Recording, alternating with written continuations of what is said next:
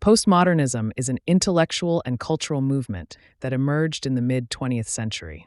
It was mainly a reaction against the failures of modernism, which sought to impose a single ideology on society, and the disillusionment following World War II. Key thinkers Jean-François Lyotard, Michel Foucault, and Jacques Derrida challenged the validity of reason, objective truth, and metanarratives, arguing that these concepts and values are a product of the ideology of elite groups that indirectly serve their interests. They highlighted the subjective nature of experience, the instability of language and meaning, and the pervasive influence of power. This led to a focus on subjective experience, individual interpretation, sociocultural context, pluralism, and deconstruction. While postmodernism undeniably had a positive impact on different fields, such as art, social science, and even politics, it's important to examine its hidden pitfalls, as ultimately, it may be more dangerous than we think. In this video, we are going to examine 3 of postmodernism's dangers, starting with number 1, the loss of objective truth. At the heart of postmodernism lies a broad skepticism or relativism, and a general suspicion towards reason. Postmodern thinkers rejected the idea of an objective truth and reality, especially of scientific and historical truths. According to them, truth is not an independently existing entity to be discovered, but a construct shaped by social forces. Knowledge is not something found, but something created or invented.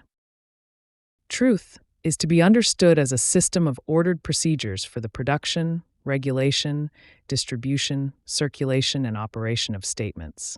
Truth is linked in a circular relation with systems of power which produce and sustain it, and to effects of power which it induces and which extend it. A regime of truth, wrote Michel Foucault in his book Power Knowledge.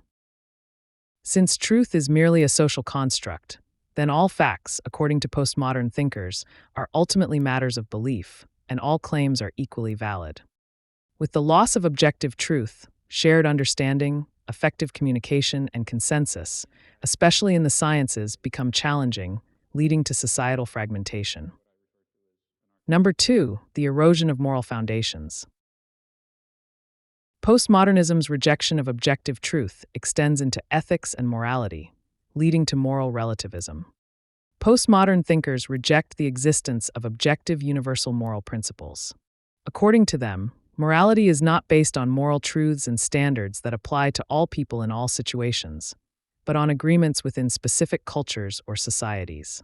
And in society, it is the ruling class in particular who decides what is right or wrong, legal or illegal. The ruling class is, and will continue to be, the class of decision-makers, wrote Jean-François Lyotard in his book The Postmodern Condition. This idea undermines the very foundations of morality. It threatens the stability of societal values and norms, leading to social disorder. Moreover, if morality is culture-bound and relative, then it becomes problematic to universally condemn harmful and unjust actions. This in turn makes it difficult to address critical issues in human rights and social justice. And number 3, nihilism.